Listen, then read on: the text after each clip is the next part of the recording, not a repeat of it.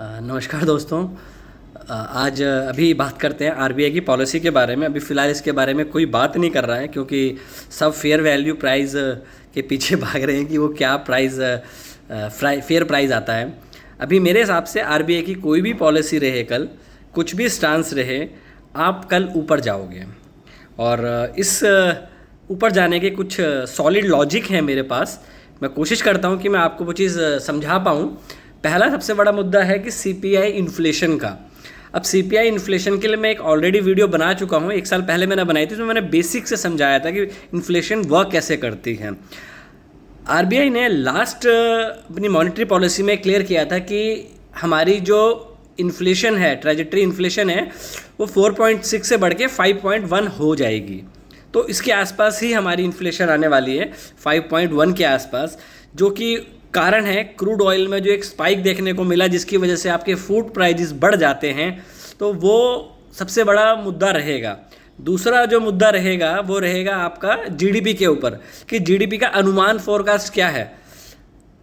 RBI ने clear किया था लास्ट में कि 6.9 से 6.6 कर दिया था कि जो आपका फर्स्ट क्वार्टर का है। अभी अनुमान करके चल रहे हैं कि 7.1 7.3 आने की उम्मीद रह सकती है। अगर ऐसा होता है तो आप बैंक निफ्टी को कल हो सकता है रॉकेट बनते हुए भी देखें। दूसरा, मानसून देखा जाए तो कुछ जगहों पे काफ़ी अच्छा है और कुछ जगहों पे बहुत उम्मीद से भी कम है। तो इसको हम नल एंड एडवाइड की पोजीशंस में लेते हैं। और ग्लोबल अनसर्टेनिटी की बात करें तो आपका क्रूड ऑयल बिलो 80 आ गया है, तो ये भी एक प्लस पॉइंट है आपके लिए। तो आप चीज़ को समझें यहाँ पे कि एक कंसीडर करें पूरी मूवी को बनाने की। तो आरबीआई कोई भी आज स्टांस देता है, आरबीआई रेट नहीं बढ़ा सकता। क्यों? क्योंकि ना आरबीआई घटा सकता है। घटा इसलिए नहीं सकता क्योंकि फेड के रेट ज़्यादा है ना। तो वहाँ डिफ्लेशन और इन्फ्लेशन का खतरा आपकी इकोनॉमी पे आ जाता है। करेंसी आपकी डेप्रिशिएट हो जाएगी अगर आप रेट्स को छेड़ते हो, टिल देन, जब तक अमेरिका कोई एक्शन नहीं लेता है। अब हम जापानीज़ इकोनॉमिक्स से बात करें, जापानी इकोनॉमिक्स में पिछले 3 साल तक डिफ्लेशन रही है।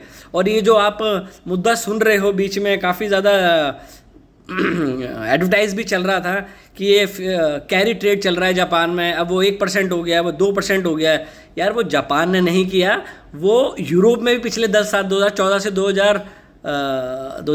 से 2022 तक यूरोप में भी चला है। और जापान ने अभी बढ़ाना शुरू नहीं करे हैं ये कैरी ट्रेड। जापान 2024 जुलाई से बढ़ा रहा है। तो आप इस चीज़ को ऑन लाइमलाइट ना लाने की कोशिश करें कि ये अभी हो रहा है, ये पहले से होता आ रहा है, क्योंकि वहाँ पे डिफ्लेशन ज़्यादा है, इसलिए वहाँ का पैसा सस्ता है, जो कि आपकी करेंसी। और अगर आप जापान के साथ आपका जो टोटल ट्रेड भी होता है, वो टोटल ट्रेड आपका ऑलमोस्ट $27 बिलियन होता है। तो आपकी अगर 100 रुपये की इकोनॉमी है तो उसमें आपका 60 पैसे का फ़र्क पड़ता है। तो 60 पैसे 6 रुपये का फ़र्क पड़ता है। तो उतना बड़ा मुद्दा नहीं है वो, जिसमें से $21 बिलियन शायद आप इंपोर्ट करते हो और 6.5 आप एक्सपोर्ट करते हो। इंपोर्ट ज़्यादा करते हो, एक्सपोर्ट कम करते हो। ये नॉर्मल सी बात है। ये हमारी कंट्री क्योंकि एक कंजम्पशन इकोनॉमी है, तो हम कुछ बनाते हैं नहीं, इसलिए हम एक्सपोर्ट कम करते हैं। अब अगर अनसर्टनिटी, जैसे अभी रिसेंटली अनाउंसमेंट आई है कि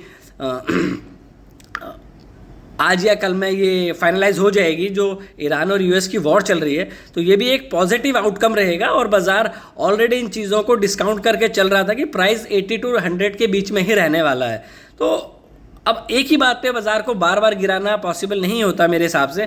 तो मैंने आरबीआई का स्टांस भी आपको क्लियर कर दिया कि आरबीआई ना तो कोई हॉकिश कमेंट्री करने वाला है, बस उसका थोड़ा कंसर्न रहेगा कि हम मॉनिटर कर रहे हैं, हमारा जो व्यू रहेगा वो अकॉर्डिंग टू बाज़ार रहेगा। वो हमेशा वो बोलते ही हैं। तो मेरे हिसाब से बाज़ार में कल एक अच्छा तेज़ साइड का मोमेंटम इवन फर्स्ट हाफ तक तो रहना चाहिए। और उतने में अगर आपके पास ट्रेड है तो आपको काफ़ी अच्छा प्रॉफिट मेरे हिसाब से हो सकता है। छोटा सा रिकैप कर लेते हैं चीज़ों को। सीपीआई इन्फ्लेशन है, वो जितनी लास्ट में बताई थी वही रहने की उम्मीद है, 5.1 के आसपास, क्योंकि लास्ट पॉलिसी में उन्होंने उसको बढ़ा दिया था। दूसरा, क्रूड ऑयल रेट इंक्रीज हुए हैं, उस पॉलिसी के बाद से गिरे हैं। अब जो नई पॉलिसी हम आने वाली है आज या कल में, तो ये भी कहीं ना कहीं पिक्चर में रहेगा। और फूड के प्राइस ऑटोमेटिकली जब क्रूड ऑयल बढ़ेगा तो बढ़ते हैं, क्योंकि सीपीआई इन्फ्लेशन ज़्यादा फूड और इसी चीज़ पर डिपेंड करती है। दूसरा, जीडीपी का अनुमान जो है वो 6.6 तक वैसे ही कर दिया। अगर इससे बेटर आता है, जो मार्केट उम्मीद करके चल रही है कि 7.1 या 7.3 आता है, जो एक बूस्टर आपको मिल जाएगा।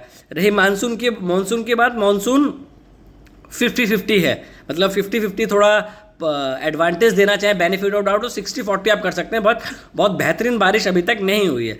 ग्लोबल अनसर्टेनिटीज है वो थोड़ी स्लो डाउन हो रही है।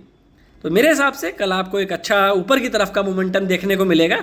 आरबीआई की कोई भी कमेंट्री रहे, आप कल अच्छे ऊपर की तरफ रैली दिखा सकते हो। Thank you, take care and trade well.